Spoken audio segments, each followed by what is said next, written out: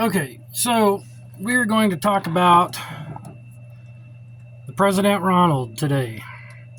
I did a video here recently showing a couple of little mods that I did and some upgrades to make this radio run a little cooler and just generally be a little more efficient.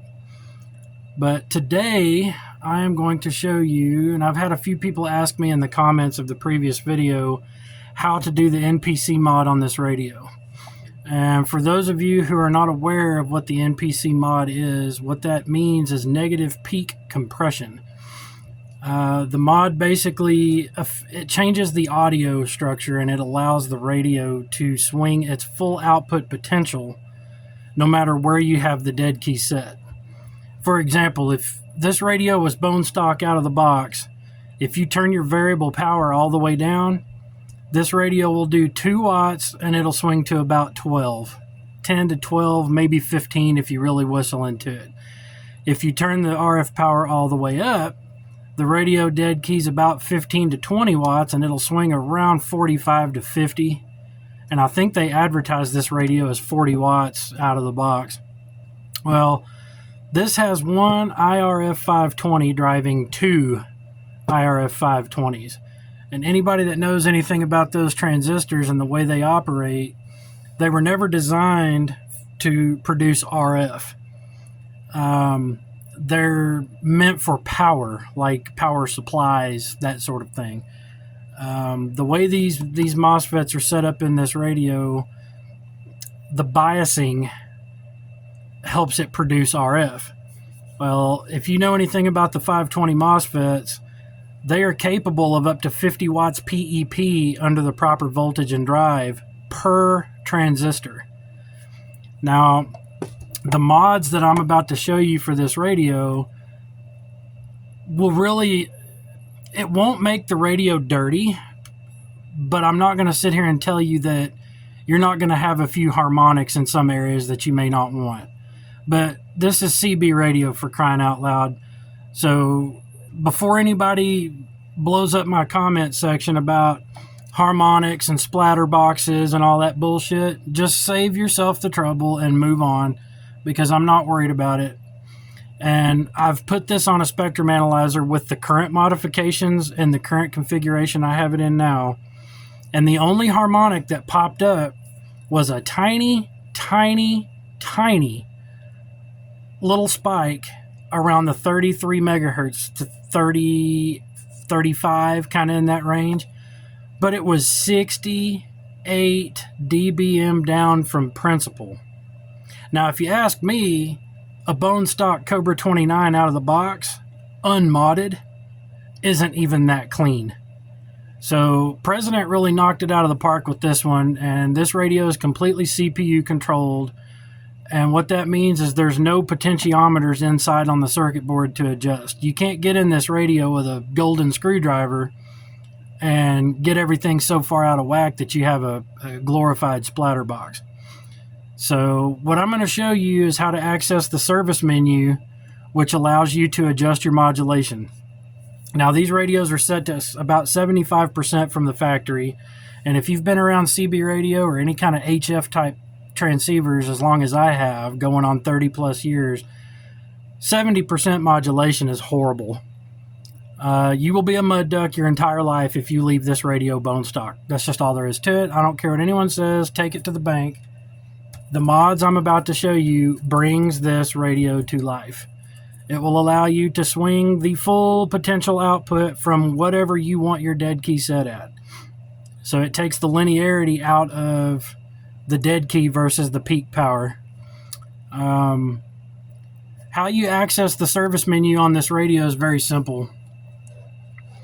What you do is you key the microphone with the radio off.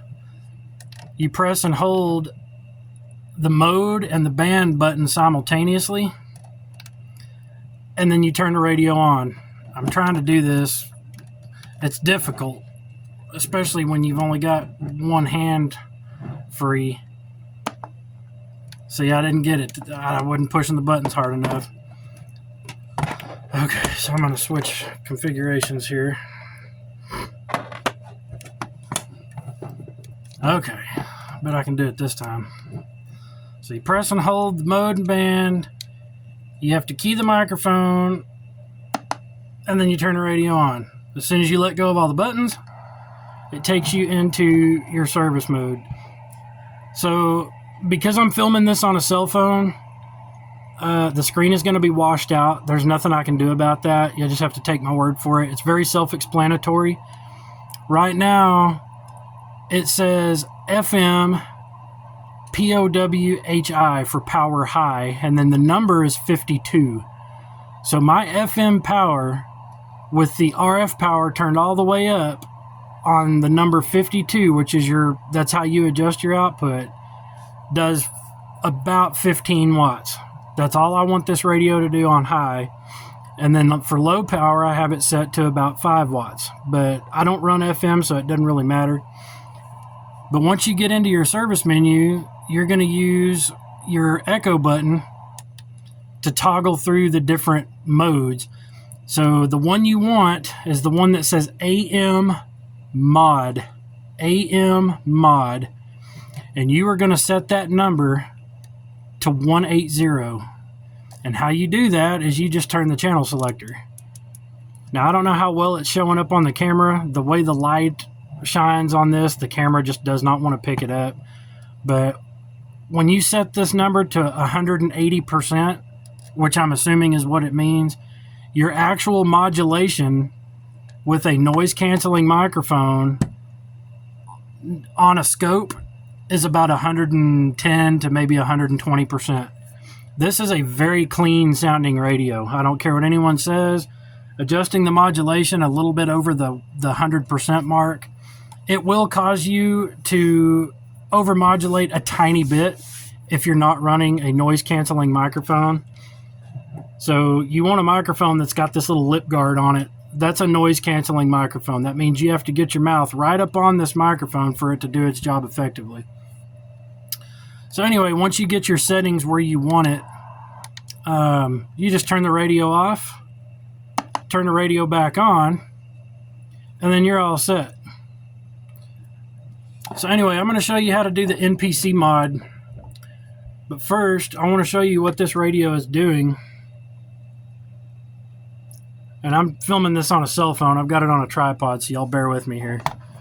So I'm going to put this radio or this meter in the 20 watt scale. So we're going to be looking at this line right here.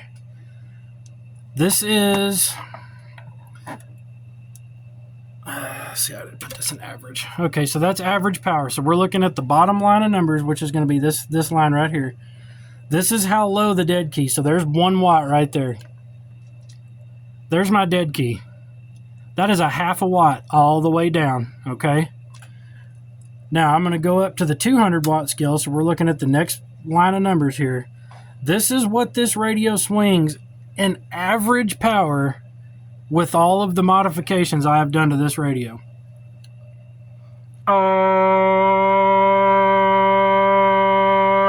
test 1 2 1 2. Hello. Okay, so this radio swings 40 watts average, okay? Here's peak power. We're going to be looking at the same line here. There's my half watt dead key. Audio. Hello. Yeah, your eyes aren't deceiving you. This little tiny radio does 72 watts peak and 40 average. That's badass for a radio that will fit in your shirt pocket. So that is what this radio does after the modification. But you notice dead keying a half a watt and swinging 70 is not going to be a clean signal. So if you're not planning on running an amplifier with this radio, you want to keep your dead key somewhere around 5 or 10 watts and let it swing the rest of the way up. So anyway, let me get the camera set back down here. Okay, so this is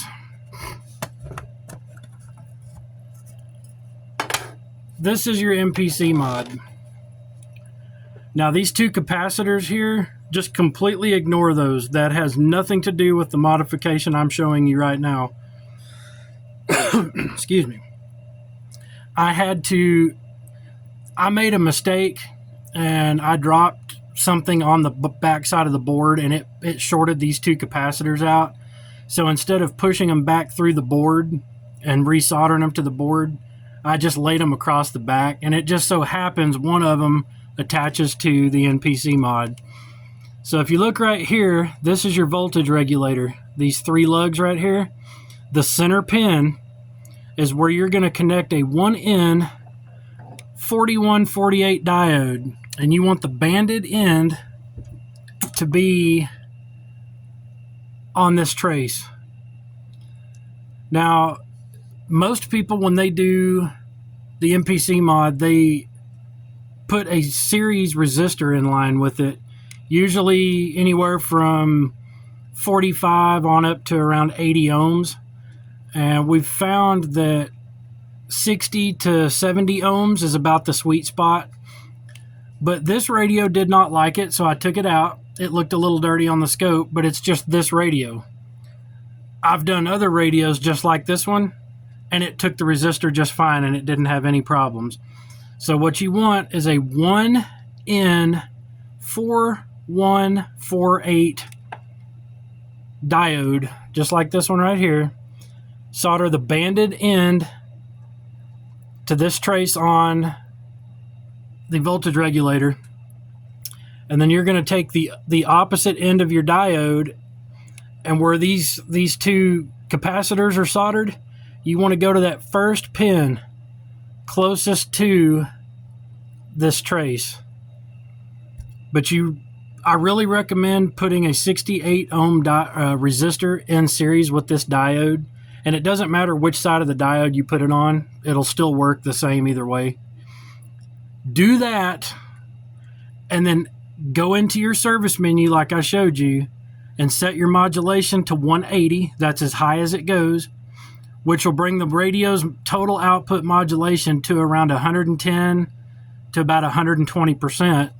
And if you run a noise canceling microphone, it brings it back down to around the 100% mark. Absolutely beautiful audio. And the way these radios operate, being completely CPU driven, you can't get it to the point where it's going to short out, overmodulate, and all that, because the CPU will only let you go so far with the modulation. So anyway, here's the inside of the radio. Like I said, there's no trimmers, there's no potentiometers, none of that bullshit. You can't get in here. Don't get in here and go spreading all your coils apart. These are your TVI traps and your filters. Spreading these out will absolutely make the wattage look better, but it's not wattage that you want. If you spread those coils out, you might gain 10 or 15 watts, but all that translates into is extra heat and spurious harmonics going out on frequencies that you're not even talking on. So there's no point in pushing it when you don't have to. It's just, this radio will max out. I've had this radio doing almost 90 watts, but it looked horrible on a spectrum analyzer. So what I did is I backed it down a little bit and got it to where it's doing right at 72, and it'll get up there to around 75 if I whistle into it, but there's no point in doing that. That's just stupid. But as you can see, it's got one 520 driving two 520s, and I've gone in here and I've changed out the electrolytics for a little better filtering. There's one electrolytic, this one right here. This one, I don't know what it or how, but it affects the way the echo, because this radio has echo built into it. This one affects the delay of the echo, and it really cleans it up. So what I did is I just put a 25 volt 470 microfarad cap in its place and got rid of the 100 microfarad cap that was there, and it really cleaned up the echo. And then your filter caps over here for the audio circuit and other audio sections of the radio. It really helps the filtering as far as receive goes. The way you convert this radio is down here in the corner right next to your volume knob. There's two little empty solder pads, and as you can see, I've got 1,000 ohm 5% resistor soldered across those two pads. That's all you have to do to convert this radio. And band D gives you your CB frequencies, your 40 channels, because this is a 10 meter export radio. It does not do CB frequencies out of the box. So once you've put your resistor in, you just go into your menu, and there's a function in there where you have to enter a password. I believe it says PM. When you see the feature that says PM, you'll open that one, and your password is 12345. And as soon as you enter the 5, the radio turns off and reboots, and then you officially have your CB frequencies. This radio, I definitely recommend keeping it someplace cool. It does get extremely hot. They did add an internal heat sink to help take some of the heat off the voltage regulator and the audio chip. But I'm telling you, this side of the radio gets so hot you can't touch it. It does have thermal protection in it, so if it gets too hot, it'll actually shut itself down and stop transmitting. I do keep a little fan close by, but I don't get long-winded on it, so it don't get scorching hot. But I also recommend pulling all the ICs, the finals, the audio chip, the voltage regulator, pull all of that stuff away from the chassis and add a little extra heatsink thermal compound to it. It would be beneficial to keep those parts as cool as possible. So anyway, that's pretty much it for this video. Everybody was asking me how I did the MPC mod on it. This radio dead keys a half a watt on low. It'll dead key as high as 20 watts now, and it will swing 70 to 75 watts. It doesn't matter where the dead key's set. It will do that no matter what. And I drive it into my little 2-pill, and I'm seeing 5 to 550 peak and around 250 to 275 average. So this little radio for $150 on Amazon, direct from President. It's a fantastic little radio.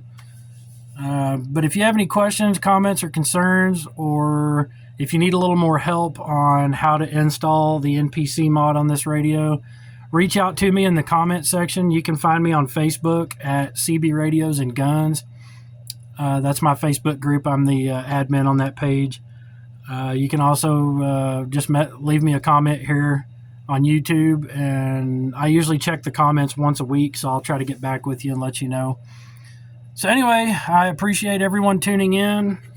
That's the President Ronald in a nutshell.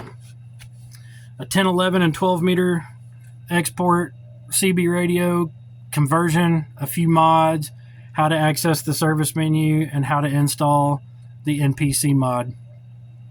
So with that being said, I appreciate you guys tuning in. If this is your first time watching anything on my channel, please click subscribe, smash the bell. That way you can be notified next time I upload any other content. So you guys have a pleasant evening, day, morning, whenever you decide to watch this video. I am and forever will be 1022 Fort Worth, Texas. I'll see ya. Bye.